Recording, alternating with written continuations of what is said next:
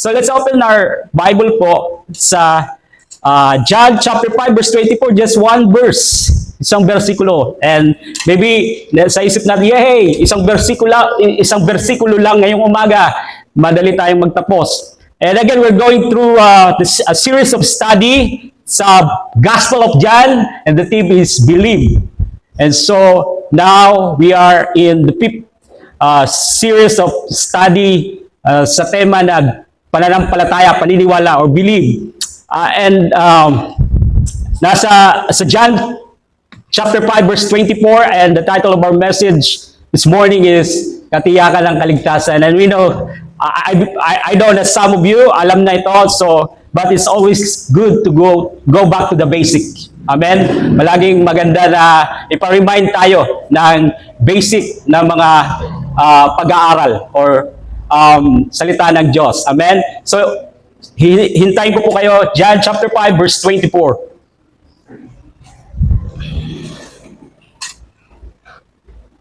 So, again, we're not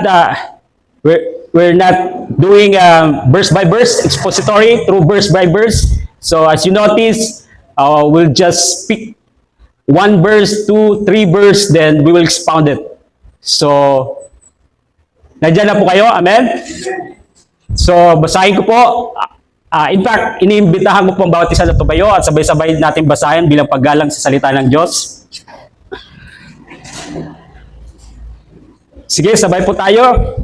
Verse 24, pakatandaan ninyo ang nakikinig sa aking salita at sumasampalataya sa nagsugo sa akin ay may buhay na walang hanggan. Hindi na siya hatulan, kundi nakatawid na siya sa buhay mula sa kamatayan. Amen. Purihin po ang Diyos. Maaari na po tayong umupo. Now, bago po ang lahat, I want you to think these questions na nais ko pong ibigay sa inyo. Number 1 is, saan ka kaya patutungo?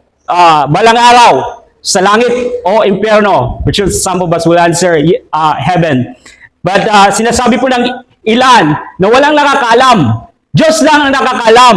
Well, sinabi ng Diyos mismo sa kanyang salita at hindi na kailangan pang alamin kapag namatay ka na saka mo palang aalamin. You can know ngayon mismo sa pamagitan po ng salita ng Diyos. Second question is, kung langit ang iyong patutunguhan, then bakit ka makakapasok sa langit? Kung ikaw ay tatanungin, bakit papahintulutan kang pumasok sa langit? Anong dahilan na makakapasok ka sa langit? And so, ang sagot ng iba, sinasabi ng iba, we know na dahil sa kabutihan na ginawa ko, which is hindi ito ang sinasabi ng Biblia, para masave tayo.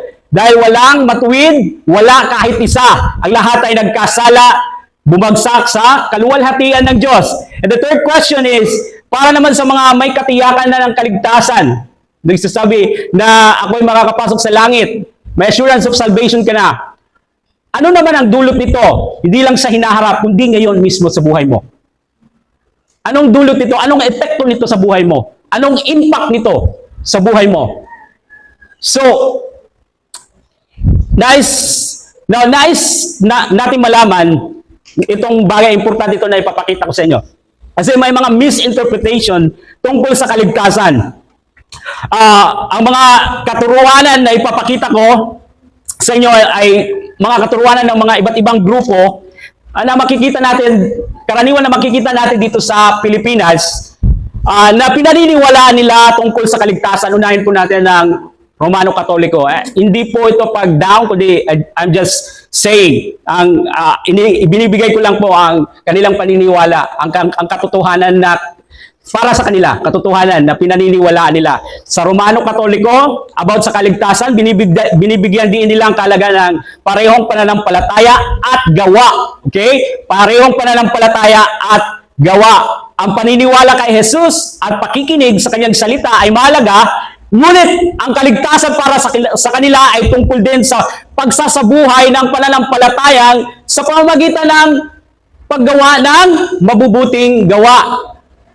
Sino po alam ito ng paniniwala? Of course, all of us na may background dati ng Romano Katoliko. Ako alam ko po dahil muntik na akong magpare. So, and also, hindi lang sa mabubuting gawa, kundi pakikibahagi sa sakramento. Now, sa mga protestante, ito naman po, binibigyan na diin nila na ang katiyakan ng kaligtasan ay sa pamagitan lamang ng pananampalataya.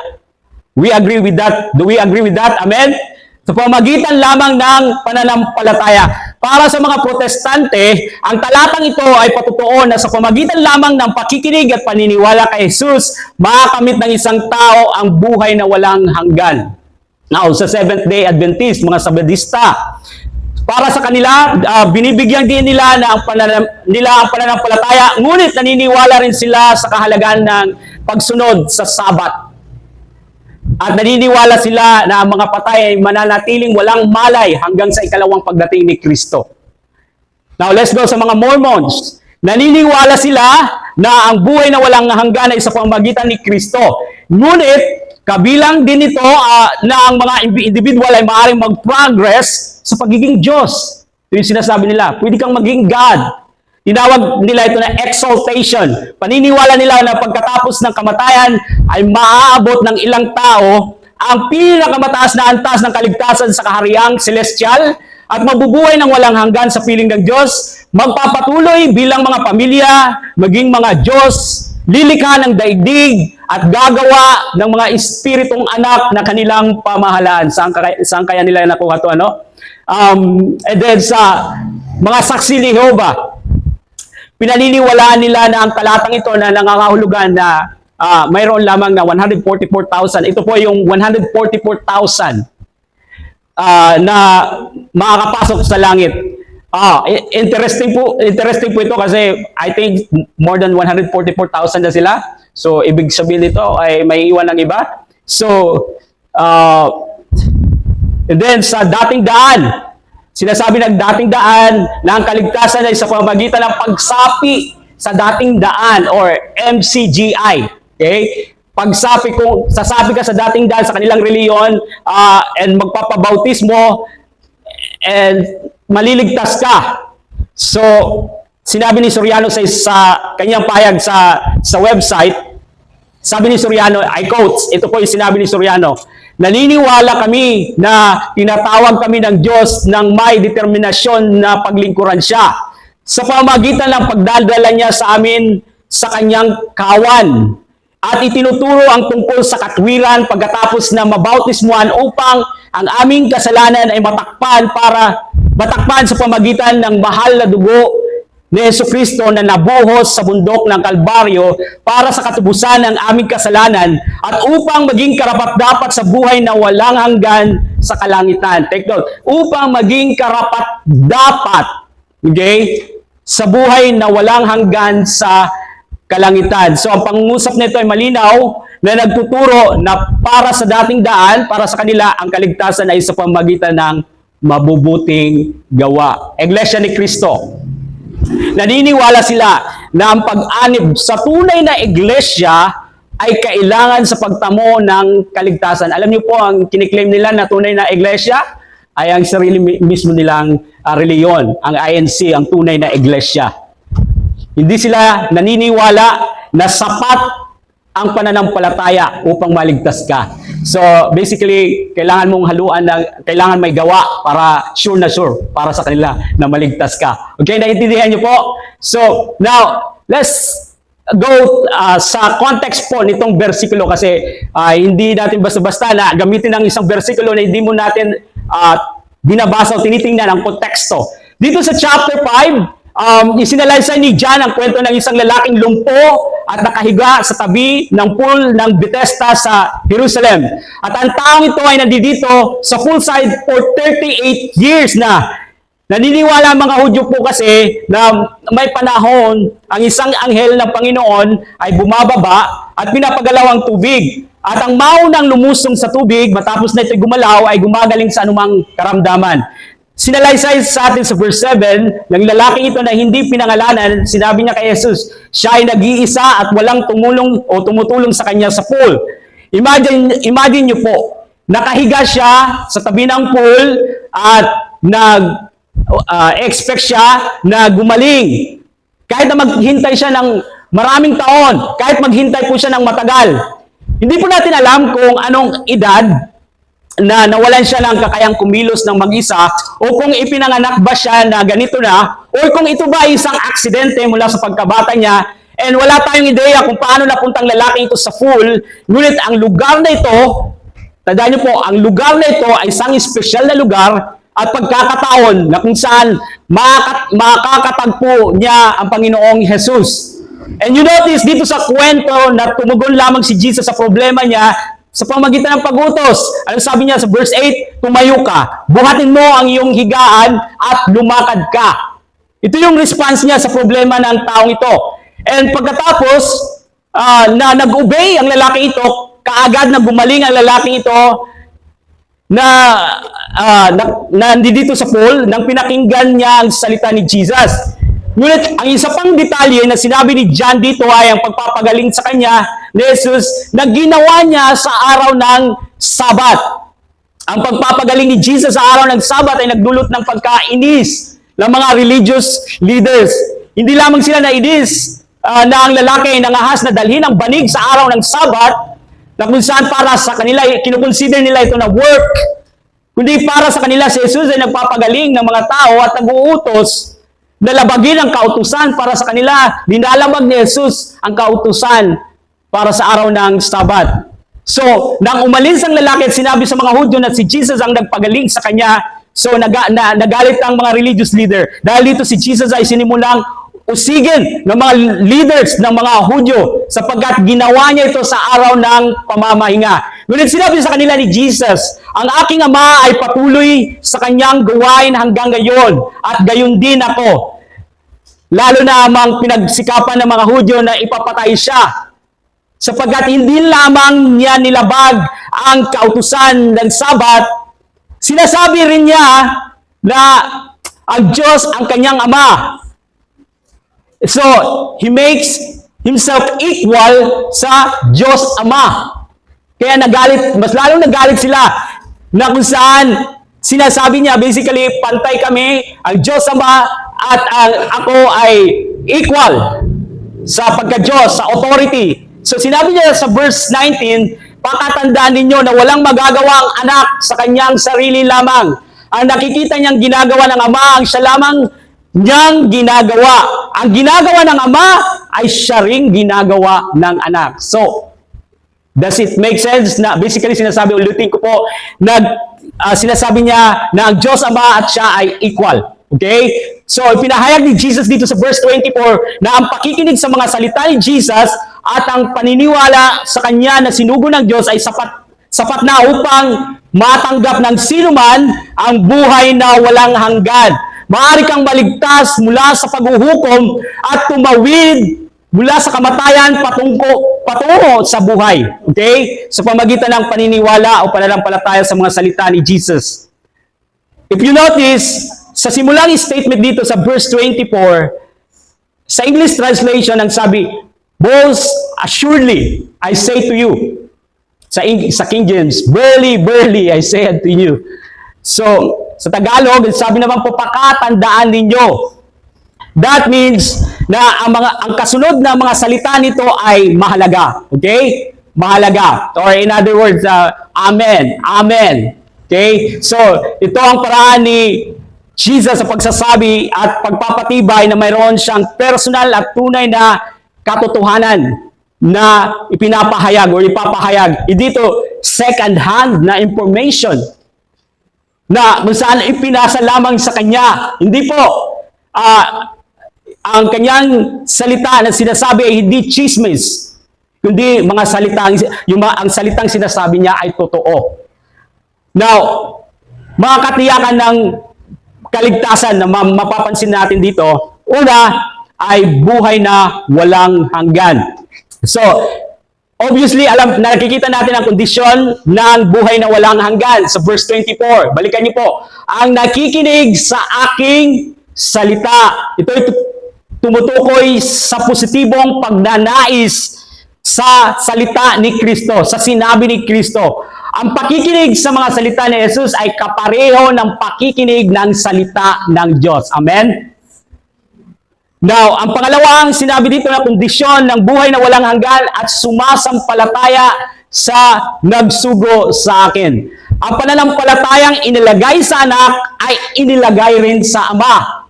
Ang taong naniniwala sa salita ng ama tungkol sa kanyang anak ay may buhay na walang hanggan. Ulitin ko po, kapag inilagay mo ang iyong pananampalataya sa anak, the same sa paglalagay mo ng pananampalataya sa Ama, inilalagay mo rin ang iyong pananampalataya sa Ama. Ang taong naniniwala sa salita ng Ama tungkol sa kanyang anak ay may buhay na walang hanggan. Hindi maaaring maniwala sa Ama kung hindi ka naniniwala sa anak. Amen? Ang Ama at anak ay iisa. Amen? Do you agree? Parang hindi. You can go back sa salita ng Diyos at basahin nyo ng mabuti. Ulitin ko po, ang ama at anak ay iisa. Amen? Sila ay iisang Diyos. Amen? Maaaring naguguluhan kayo, Pastor, paano yun? Di ba 1 plus 1 plus 1 plus 1 equals 3? Diyos Ama, Diyos Anak, Diyos Espiritu. Hindi po ganon. Ang gagamitin natin na plus, ang gagamitin natin ay times. 1 times 1 times 1 equals 1. Isang Diyos. Hindi pwede, pastor, hindi maaaring ganyan. Sa iyo, pero sa Biblia, yan ang sinasabi. Wala nang question, wala nang duda. One Godhead, 3 distinct person. Amen? So, ipinapahayag dito ni Jesus na ang sino mang naniniwala sa Kanya o nanampalataya sa Kanyang mga salita ay hindi naharap sa kamatayan. Wala nang paghuhukom sa kanila. Sila ay naligtas at tinubos na. Past tense. If you notice sa English translation, they pass na. Past tense po. Pass. Sila ay lumipat na mula sa kamatayan patungo sa buhay. Sila ay naligtas at tinubos na. Ang langit na ang magiging tahanan nila pag namatay sila. Lumipat na sila mula sa kamatayan patungo sa buhay. Ang kanilang mga pangalan ay nakatala na sa aklat ng buhay. Book of Life. Nakasulat na yung pangalan sa Book of Life. Praise the Lord. Amen? Pahayag, chapter 3, verse 5. Ang magtatagumpay ay dadamitan ng puti at hindi ko kailanman buburahin sa aklat ng buhay ang kanyang pangalan. Kikilalanin ko siya sa harap ng aking Ama at ng kanyang mga anghel. I know this is the apocalypse times or during the time sa last day or yung mga nanampalataya pa during the time na pagkatapos na yung rapture. Pero the point dito is about the book of life. Book of life. Pag nakasulat ang yung pangalan ay that's it. Hindi na maaaring burahin. Nakasulat na ang iyong pangalan. So, ikaw ay makakapasok sa langit. So, salungat dito sa iniisip ng mga Jewish leaders. Naniniwala sila na sa pamagitan ng paggawa ng mabuti at pagtupad ng mga kautusan ang paraan ng kaligtasan. Basically, mabubuting gawa. However, inilatag ni Jesus na ang pananampalataya at ang kaligtasan, simple na inilatag niya dito. Napakasimple. Sa katunayan, ang lahat ng nakikinig sa kanyang mga salita at naniniwala sa kanya ay maaaring mapabilang po sa pamilya ng Diyos at makakatanggap ng buhay na walang hanggan. Ang pakikinig, napansin niyo po yung dalawang salita dito na sinabi ni Jesus, ang pakikinig at paniniwala sa mga salita ni Kristo ay katumbas ng paniniwala sa Diyos. Amen?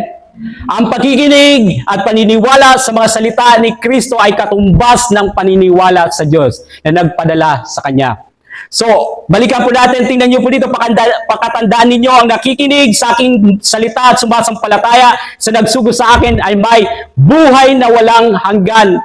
Guhitan niyo po, ay may buhay na walang hanggan. Now, ano po ba ang kahulugan ng buhay na walang hanggan? Ang buhay na walang hanggan ay hindi lamang tungkol sa mabubuhay ka ng magpakailanman o ng walang hanggan, kundi tungkol ito sa pagkilala sa Diyos at kay Jesucristo na kanyang isinugo. Ito ay patungkol sa pagkakaroon ng personal na relasyon sa Diyos na nagsisimula ngayon at nagpapatuloy. Amen?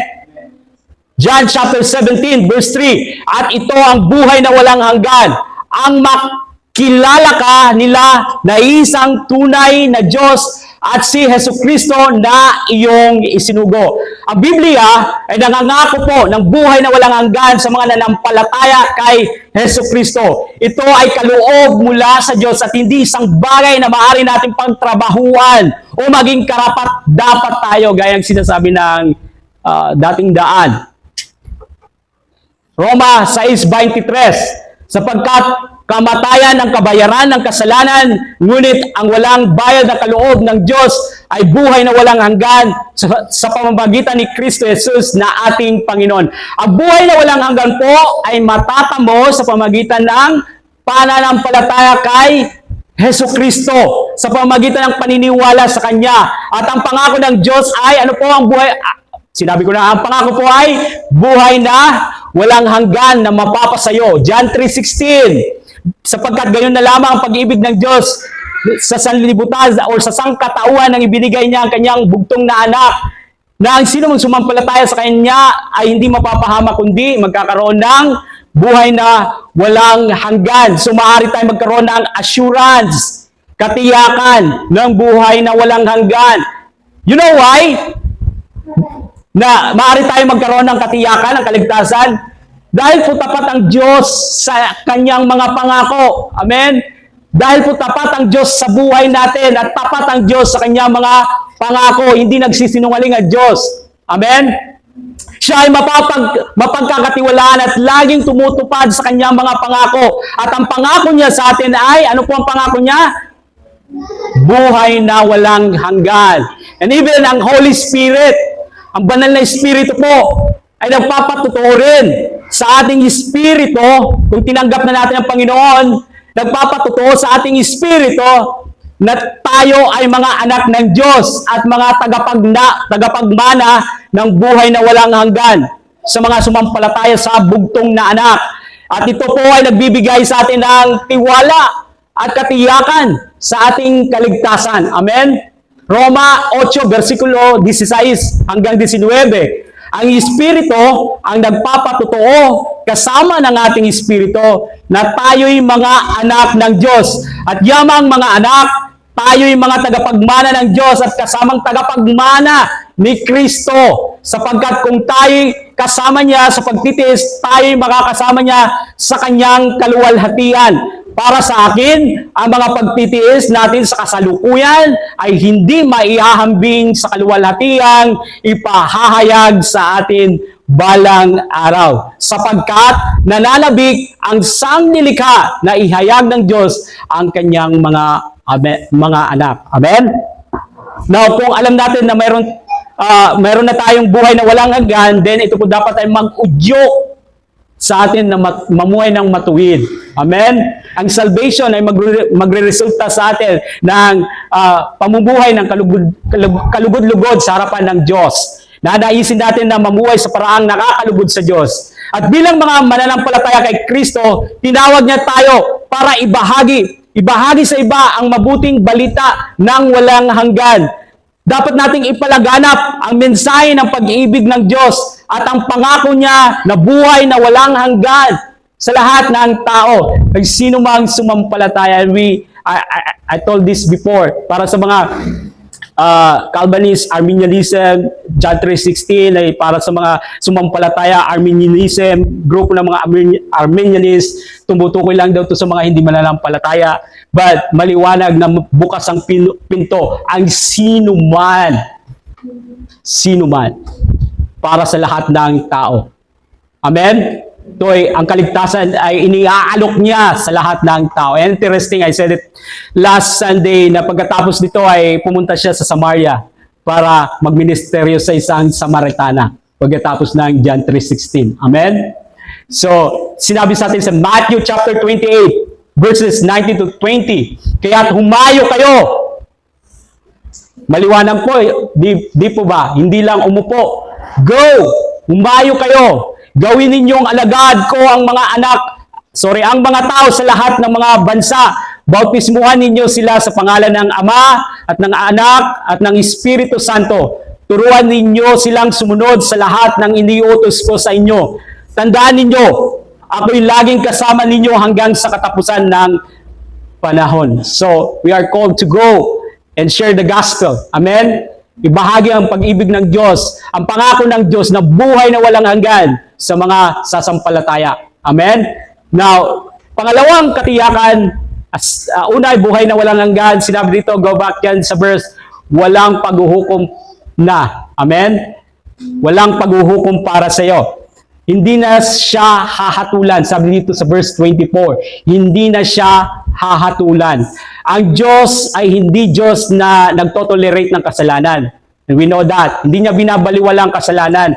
Bagkus siya po ay matuwid na hukom na kung saan mananagot ang bawat tao sa kanilang mga ginawa. Hebrews chapter 9 verse 27, itinakda sa mga tao na minsan lamang mamatay at pagkatapos ay ang paghuhukom. So, tinatanggal po dito ang purgatorio kasi pagkatapos ng kamatayan, pag namatay ka na, then that's it. Harap ka sa judgment ng Panginoon kung wala kang relasyon sa Diyos, kung hindi ka sumampalataya sa Kanya, kung hindi mo sinuko ang iyong buhay sa Kanya. So, humahatol ang Diyos na makatwiran at walang kinikilingan. Hinahatulan niya ang bawat tao sa kanyang mga gawa. Roma 2:6, sapagkat igagawad niya sa lahat ng tao ang naayon sa kanilang mga ginawa. Kapag iginawad ng Diyos ang kanyang paghuhukom, then remember, tandaan natin na ito po ay final na. Wala nang apila. Pareha sa Supreme Court na pwede ka mag-apila. Okay? Wala nang second chance. Ito po ay final judgment. That's it. Pag namatay ka, wala nang apila, wala nang ikalawang pagkakataon. Ito na po ang iyong final destiny. Amen? Ang paghatol ng Diyos ay hindi nakabatay sa ating katayuan sa lipunan, whether kung mayaman ka man o marami kang kaalaman, ngunit sa ating mga gawa, kung anong ginawa natin sa ating buhay. 2 Corinthians chapter 5 verse 10, sapagkat lahat tayo haharap sa hukuman ni Kristo at tatanggap ng nararapat ayon sa ating mga gawang mabuti o masama nang tayo nabubuhay pa sa katawang ito. Let me clarify about this. May dalawang judgment, okay? Bema Seat of Christ and Great White Throne, okay? Para sa mga believers ay yung tinatawag na Bema Seat, okay? Harap ka sa Diyos at, He will judge us kung atulan tayo kung anong ginawa natin sa gift na pinagkaloob niya, sa buhay na pinagkaloob niya, sa lahat ng mga blessing na pinagkaloob niya, kung ito ba ay naging good steward sa mga pinagkatiwala niya. Ang Great White Throne ay yung mga tao na nag-reject kay Kristo, and God will show them, wala dito sa Book of Life ng iyong pangalan, hindi ka makakapasok. Okay? And hindi ka bakit kailangan yon yung Book of Life? Kasi may mga tao, but Lord, di ba, may mga reason ka, Lord, ginawa ko ito, ganito, ganyan, ganyan, ganyan. And sabi ng Panginoon, hindi kita kilala. Ikaw na, alam ko ang buhay mo, at ang yung naging response sa grace ko, reject mo. So, ito yung patunay, Book of Life, wala dito ang iyong pangalan. Okay? So, again, pagbabatayan sa atin, ang Bema Seat of Christ, sa mga hindi tumanggap sa Panginoon ay ang Great White Throne. So, remember, Christians, not just sa mga pinagkatiwala sa atin na tayo'y, we will be accountable, kundi sa mga salita din na lumabas sa ating mga bibig. Matthew 12:36, tandaan ninyo, sa araw ng paghuhukom, pananagutan ng tao ang bawat walang kabuluhang salitang sinabi niya. So, pagbabasihan ng Diyos ang ating mga salita na sumasalamin kung anong nasa puso natin. And we will be accountable sa bawat salita na walang ingat na binibigkas natin. Higit sa lahat, pagbabatayan ng Diyos kung ano ang naging tugon mo kay Jesucristo. Okay? Ang ating pagtanggap o pagtanggi kay Jesucristo bilang Panginoon at tagapagligtas ang pinakamahalagang pagbabatayan sa paghatol ng Diyos. John chapter 3 verse 18, hindi hatulan ng parusa ang sumasampalataya sa anak, ngunit hinatulan na ang hindi sumasampalataya sapagkat hindi siya sumampalataya sa kaisa-isang anak ng Diyos. Ang mga tumanggap kay Jesucristo at nabuhay ng ayon sa kanyang kalooban ay tatanggap ng buhay na walang hanggan bilang kanyang gantimpala. Ngunit, ang mga tumanggi kay Jesus Christ at nagpatuloy sa kasalanan, namuhay sa kasalanan, ay mahaharap po sa walang hanggang kaparusahan sa dagat-dagatang apoy. Revelation chapter 20 verse 15, ang sinumang hindi nakasulat ang pangalan sa aklat ng buhay ay itinapon sa lawa ng apoy. So the only way para maka-escape ang tao sa judgment ng Diyos at upang makatanggap ng buhay na walang hanggan ay sa pamamagitan ng, ano po yung sinabi dito? Sa John 3:16 and verse 24, dito sa ating binasa na verse, pananampalataya kay Jesucristo. John 14:6, sumagot si Jesus, ako ang daan, ang katotohanan at ang buhay. Walang makakapunta sa Ama kundi sa pamamagitan ko. So He's the only way. Kaya hindi sa pagsabi sa sinasabi na tunay na iglesia, hindi organization, hindi reliyon. Ang tanging ang daan lamang, katotohanan at ang buhay ay walang iba kundi si Jesucristo. So, now, yung pangatlong katiyakan ng kaligtasan na makikita natin dito sa verse 24 ay pagbabago, transformation from death to life. Okay? Pagbabago mula sa kamatayan tungo sa buhay. Tingnan niyo ulit sa verse 24. Nakatawid na siya sa buhay mula sa kamatayan. Alam niyo po ang kalagayan ng tao bago tayo nanampalataya kay Kristo ay patay po tayo. Patay. Spiritual death na kalagayan. Efeso 2:1. Sabi po sa Efeso 2:1, nung una ay patay kayo. Patay, hindi ko naiintindihan. Ito po, pagpatuloy natin. Nung una ay patay kayo dahil sa inyong mga pagsuway at mga kasalanan. Okay? But sa mga mananampalataya naman po, ito naman po, Colossians chapter 2 verse 13.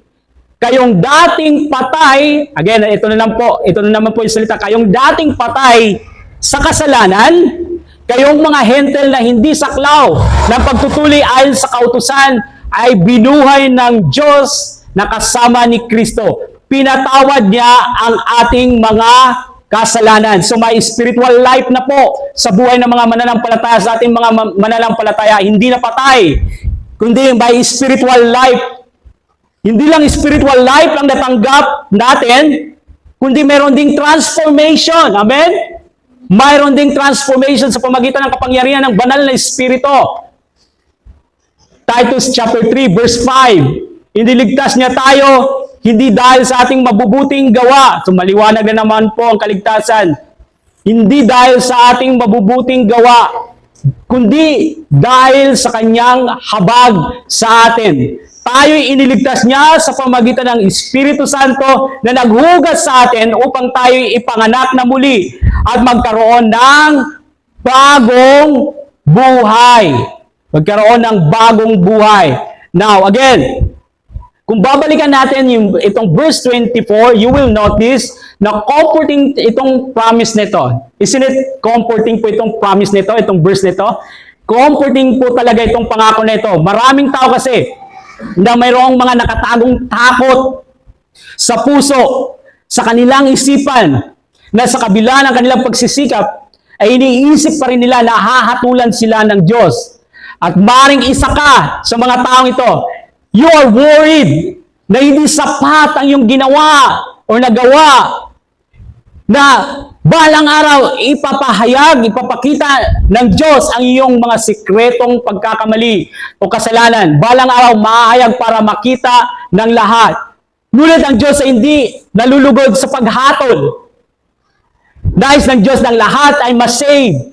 Nagbigay siya ng paraan para maligtas tayo sa pamagitan ng kanyang bugtong na anak. At alam mo na ang anak ay napakagrasyoso, napakabait sa lahat na nagpaparangal sa kanya. Higit pa rito, ipinangako ni Jesus na mula sa kamatayan tungo sa buhay ay hindi nagsisimula kapag tayo ay namatay. Ngunit nagsisimula ngayon mismo. Hindi mo na kailangan maghintay, mamatay ka muna bago mo malaman. Ngayon mismo, church, ngayon mismo, sa buhay nito, kung ikaw ay naniniwala sa Kanya, ang buhay na walang hanggan ay agad na kaloob sa atin. Amen? Ano kaya magiging dulot nito? Sa buhay mo kung hihinto ka sa pagkabalisa, pag kinabara ka tungkol sa iyong future, and you will start to live ayon sa pinagkaloob ng Diyos sa iyo. And what is it? Buhay na walang hanggan. I believe malaking impact po ito, malaking pagbabago po ito. Ang magiging dulot nito sa buhay mo. Alam niyo po, ang bawat sukat ng lakas na inilaan mo sa sa pagkabalisa ay ang lakas na maaari mong ilaan sa pagsasaya, pag-rejoice, sa kagalakan, sa pagkakaalam na may buhay na walang hanggan ka na. Amen? Ang lahat ng iyong mga pagkabalisa, takot, mapapalitan po ng pagtitiwala at pag-asa. Ito ang buhay na nais ni Jesus para sa iyo ngayon mismo, sa buhay mo ngayon. Hindi binigay ni Jesus ang kanyang buhay sa cross para manatili ka sa pagkabalisa at sa kasalanan. Binili kanya ng kanyang presyosong dugo, church. Binili kanya ng kanyang presyosong dugo. At ang kaloob niya sa iyo ay buhay na walang hanggan and redemption. At gusto niyang maranasan mo ito ngayon mismo. Sinasabi ng Biblia na yaong mga mahimalang pinagaling ni Jesus ay humayo ng may kagalakan. After na pinagaling sila po'y humayo ng may kagalakan. Kaya mo rin ito, church. Amen? Kaya rin natin ito. Ilaan ang araw sa pag-rejoice, sa kagalakan dahil sa buhay na walang hanggan na natanggap natin mula kay Jesucristo. Amen? Sabi ni Paul kanina, hindi ito mga pinagdadaanan natin ng mga problema, wala ito. Wala ito kung ihambing sa kung anong mayroon tayo kay Kristo. Amen? So ito ang nagpapalakas sa atin ng loob. Ito nag-i-encourage sa atin. Sinasabi na Biblia na dapat na mag-rejoice tayo sa Panginoon. Ang buhay na walang hanggan ay sa pamagitan ni Kristo. Maliwanag po sa Biblia, ang buhay na walang hanggan ay sa pamagitan ni Kristo. Ito ay hindi mahirap unawain. Amen? Hindi po mahirap unawain. Ito ay tungkol sa it's about sa pamumuhay sa bawat araw na may purpose, knowing na bahagi tayo ng isang great narrative na higit pa sa buhay na ito dito sa mundo. And maliwanag na tayo tumawid na mula sa kamatayan tungo sa buhay. It talks about sa transformation, pagbabago. Araw-araw binibigyan tayo ng pagkakataon na pumili ng buhay upang yakapin ang pag-asa, pagmamahal at biyaya ng Diyos. Sa kabila na minsan nararamdaman mo na nawawalan ka ng pag-asa at dumarating ang pagkatakot, ay pipiliin mo pa rin kung ano ang nasa iyo mula sa Panginoon at ano ang naranasan mo mula sa Panginoon. Amen? Now, maliwanag din dito, simple, na sinasabi ni Jesus na ang pagdinig at paniniwala kay Jesus. Ito po ay aktibo na pananampalataya. Hindi po ito one time na pananampalataya. Okay, ngayon sumampalataya ko, bukas wala na. Pwede i-activate ko na lang sa sunod naman. Patuloy po ito na pananampalataya, aktibo. Ito ay hindi lamang tungkol sa pakikinig ng sermons, pagbabasa ng Biblia, kundi pag-unawa sa mga ito at hayaan kang i-mold at baguhin sa bawat mga pasya na ginagawa mo sa buhay at sa bawat mga action na ginagawa mo. Amen? So, in conclusion, ang John chapter 5, verse 24, it is a powerful ito na versikulo. Amen? Makapangyarihan na salita sa pananampalataya natin. Binigyan din dito ng simple at para sa pangkalahatan ng kaligtasan ay sa pamagitan ng pananampalataya kay Jesucristo. Nag-alok ito ng katiyakan ng buhay na walang hanggan at transformation mula sa spiritual na kamatayan tungo sa buhay. Church, itong verse nito ay panawagan. Panawagan din sa atin na mamuhay tayo na may katiyakan. Amen? Mamuhay ka ng may katiyakan, may purpose, at hayaan na baguhin tayo. Habang tinatahak natin ang daan sa paglalakbay sa journey ng pagiging Kristiyano, sa buhay Kristiyano. So, are you ready? Nagabayan ka, palakasin ang iyong loob at baguhin ng pangakong ito? Handa ka ba na hayaang gabayan ka, palakasin at baguhin ng pangakong ito? Amen? It's like, imagine, yun na may hawak kayong torch, ilaw. Hindi lamang po para bigyang liwanag ang landas sa unahan, kundi para mabatid mo ang purpose at pangako ng bawat hakbang. Ang talatang ito ay ilaw na nagbibigay ng maningning na liwanag sa ating paglalakbay bilang Kristiyano.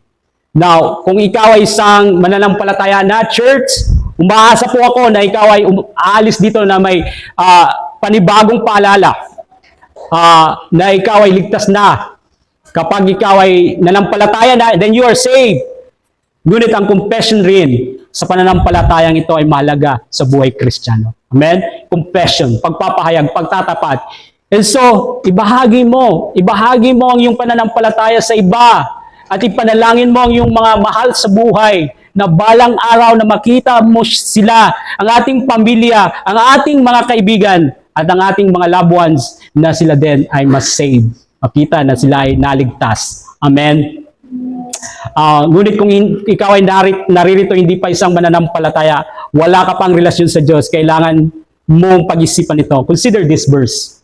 Meditate on this verse sa buhay mo and allow Jesus sa buhay mo and receive His offer sa buhay mo. Nawa ay pakinggan mo ang kanyang invitation sa buhay mo na pakinggan. Sabi niya, pakinggan mo ang aking salita at sumampalataya ka sa Kanya. Sumampalataya ka sa sinugo ng Diyos Ama. Sumampalataya kay Hesus Kristo.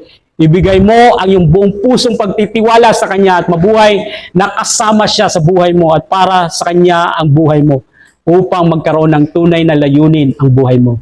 Without Jesus sa buhay mo, walang tunay na purpose ang buhay. Walang patutunguhan kung wala si Jesus sa buhay natin. Amen? Ang mabuhay na kasama ang Diyos at para sa Kanya ay isang buhay na karapat-dapat at makahulugang buhay. Do you agree, church? Ang mabuhay na kasama ang Diyos at para sa Kanya ay isang buhay na karapat-dapat at makahulugang buhay.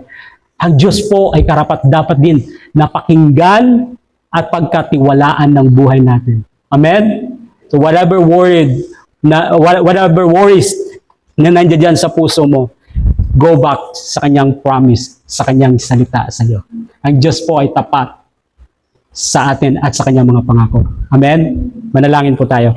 Panginoong Hesus Kristo, salamat po sa iyong kaloob na buhay na walang hanggan. Salamat na sa pamagitan ng paniniwala kami ay lumipat mula sa kamatayan tungo sa buhay. Tulungan mo ang bawat isa na mamuhay, bawat isa na nakatanggap ng iyong regalo na hindi masusukat. Naway pahintulutan ng bawat isa na nandito ngayon na ang pagtitiwala at ang pag-asa mula sa iyong pangako na pawiin ang lahat ng pagkabalisa at takot sa isipan at sa puso namin. Anumang ikinababahala namin o anumang mga worries na nananahan sa puso namin. Panginoon, manahan ka, maghari ka, at tulungan mo ang bawat isa na hayaan na ang kagalakan ng iyong kaligtasan na gumana at mangibabaw sa bawat bahagi ng buhay, sa bawat individual na naririto po ngayon. Ito ang dalangin ko sa pangalan ni Jesus. Amen. Purihin po ang Diyos.